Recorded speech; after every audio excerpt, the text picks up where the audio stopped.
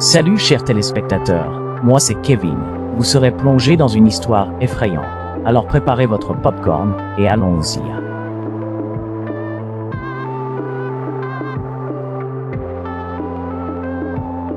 Le service a commencé comme n'importe quel autre.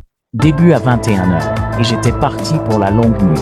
C'était une nuit froide, un lundi, donc je m'attendais à une garde relativement tranquille. Bon, j'étais tellement fatigué que j'avais même pensé à me garer dans un endroit tranquille et faire une petite sieste éclair, quand tout d'un coup j'ai été réveillé en sursaut par un appel sur ma radio.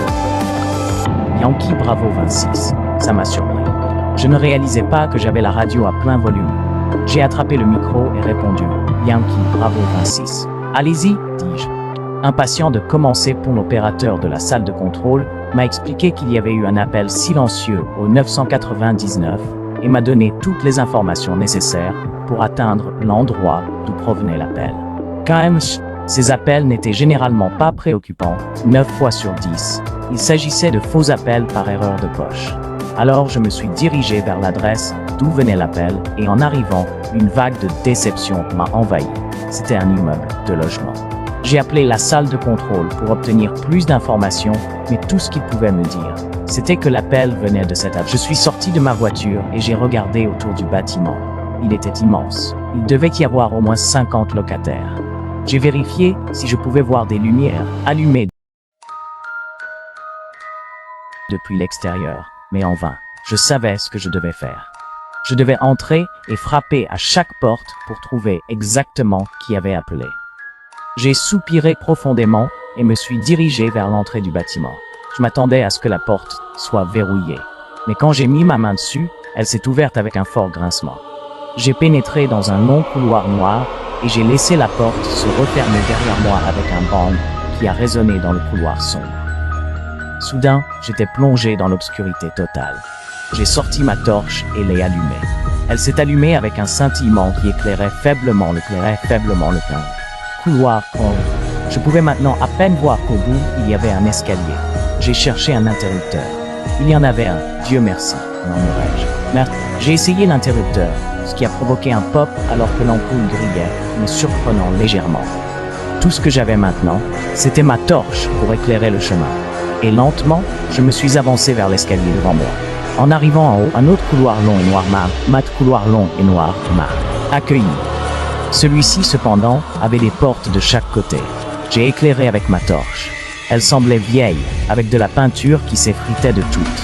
J'ai baissé les yeux et remarqué pour la première fois à quel point le sol était sale. Et ce n'était pas le pire. Il y avait une terrible odeur dans l'air. C'était horrible. Ça sentait comme un animal mort ou de la nourriture pourrie. Il y avait toujours des endroits que vous visitiez, en tant que policier, où vous vous essuyiez les pieds en sortant, et c'était l'un d'eux. Il y avait des taches partout sur le tapis, de profondes taches noires.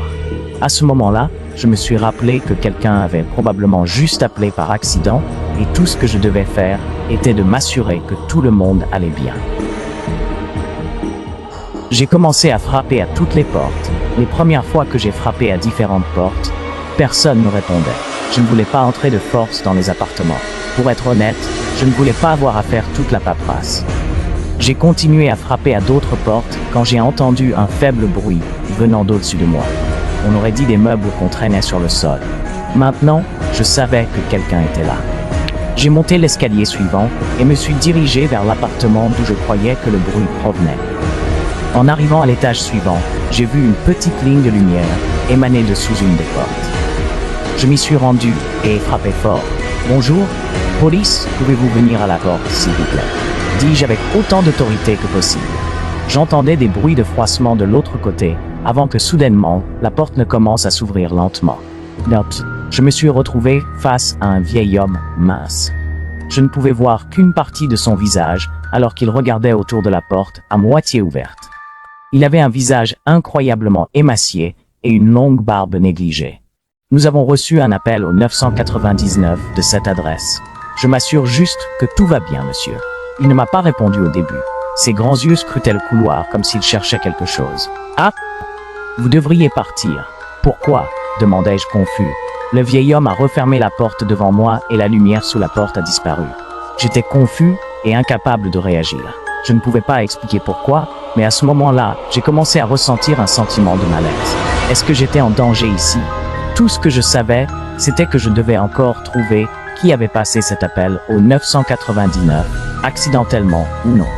Je me suis ressaisi une fois de plus et ai continué mes efforts en frappant aux portes. Je n'ai toujours été accueilli que par le silence, et en traversant le bâtiment, la puanteur est devenue de plus en plus forte. En sentant cette odeur plus puissante, j'ai réalisé que c'était quelque chose que je reconnaissais. C'était l'odeur de la mort.